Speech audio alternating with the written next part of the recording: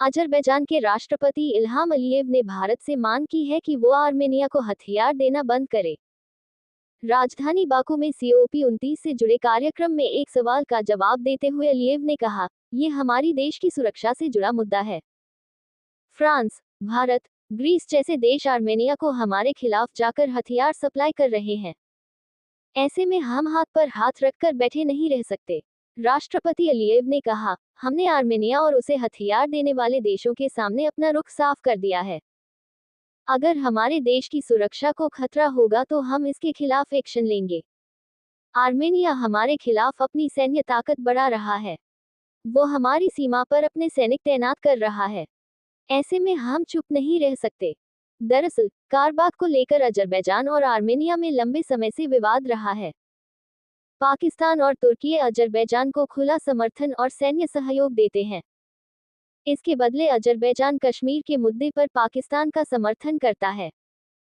पिछले साल भारत में मौजूद अजरबैजान के राजदूत अशरफ शिकालियेव ने कहा था कि पिछले 30 साल से अजरबैजान कश्मीर पर पाकिस्तान का साथ देता आया है। ऐसे में भारत ने पिछले कुछ समय में आर्मेनिया के साथ रक्षा सहयोग बढ़ाया है। भारत ने पिछले साल जुलाई में आर्मेनिया को पिनाक रॉकेट लॉन्चर का पहला शिपमेंट डिलीवर किया था।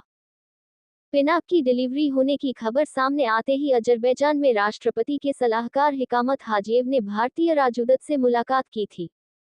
इस दौरान उन्होंने भारत आर्मेनिया में बढ़ते रक्षा सहयोग पर चिंता जताई थी। आर्मेनिया भारत के बीच 6,000 करोड़ की डिफेंस डील।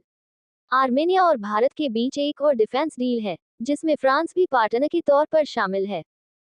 इसके तहत भारत आर्मेनिया को देश में बना एंटी एयर सिस्टम आकाश एक्सपोर्ट करेगा। हवाई हमले रोकने वाले इस सिस्टम में तोप, गोला बारूद और ड्रोन शामिल हैं। इसके लिए दोनों देशों में करीब 6,000 करोड़ रुपए का समझौता हुआ था। इस डील के बाद अजरबैजान के राष्ट्रपति ने कहा था कि भारत और फ्रांस इस डील के जरिए आग में घी डालने का काम कर रहे हैं। इन हथियारों के बाद भी आर्मेनिया कारबाख वापस नहीं ले सकता। अजरबैजान ने पिछले साल सितंबर में नागोर्नो कारबाख इलाके पर कब्जा कर लिया था।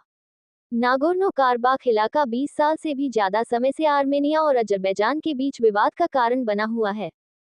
कोई भी देश इसे स्वतंत्र देश के रूप में मान्यता नहीं देता।